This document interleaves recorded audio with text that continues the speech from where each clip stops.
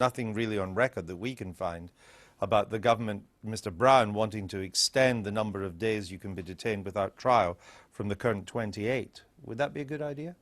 Well, the Home Secretary certainly mooted that yesterday. Obviously, people are going to take advice from the security services, see what they say. Parliament has rejected it in the past. But it could be brought back. Absolutely, it could. Should it?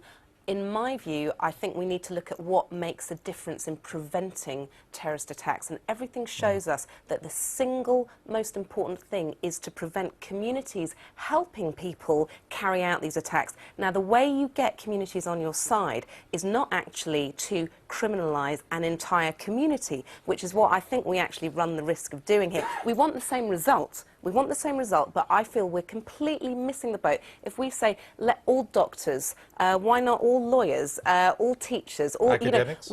Exactly, politicians. It's not effective. I don't even object to it because it's quite a funny thing. I object to it because it doesn't work, and that's why I hope the government will actually look at continuing the approach the Home Secretary has taken, which is to really say we have to work with communities, root these people out, prevent them from operating. All right, we're going to have to leave it there for the moment. Polly Neville-Jones, good to see you. I hope we'll be seeing you again in your new manifestation. Thank you very much. Nice yellow jacket. Thank you. Now, this afternoon, Gordon Brown will make a statement to the House of Commons on his plan. Some people clearly think that people coming into this country who've not been here for long are jumping the queue. Are they right to? Is it a real problem?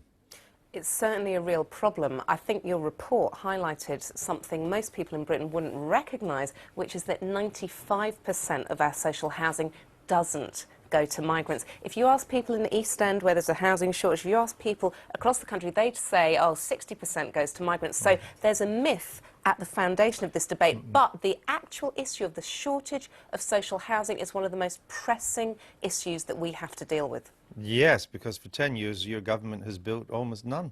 Well, for 10 years the government ploughed far more money. I mean, we increased the money going into social housing by 300%, Andrew. The problem was we were actually making good the shortfall before in 18 years of Tory no, you built government. fewer houses than the Tories. Absolutely, because the money we put in... Look, if you put money into social housing, you can either spend it on repairing the stock that's there or building new ones. We decided people needed to have their homes rebuilt. That's what we did. Gordon Brown has changed that now. You say 5%, therefore 95 are going to indigenous people.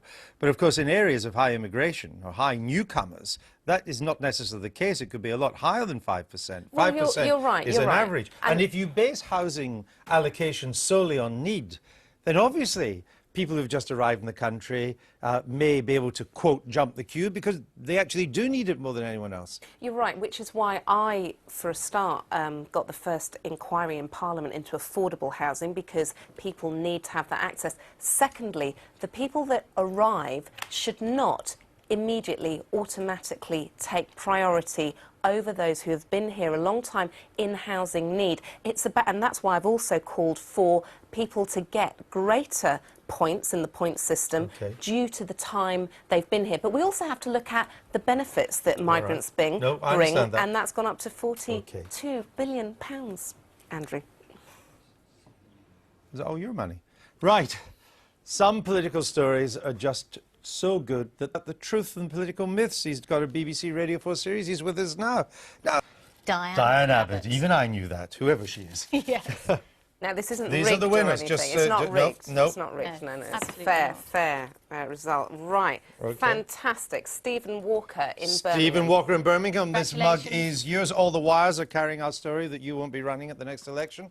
All for 10 years. Thanks to all our guests, especially to Una King. We'll be back at 11:30 tomorrow with live coverage of Gordon Brown's very first Prime Minister questions. It's box office. And we're going to be joined by Neil Kinnock and Michael Heseltine, so do join us then. Bye-bye. Bye-bye.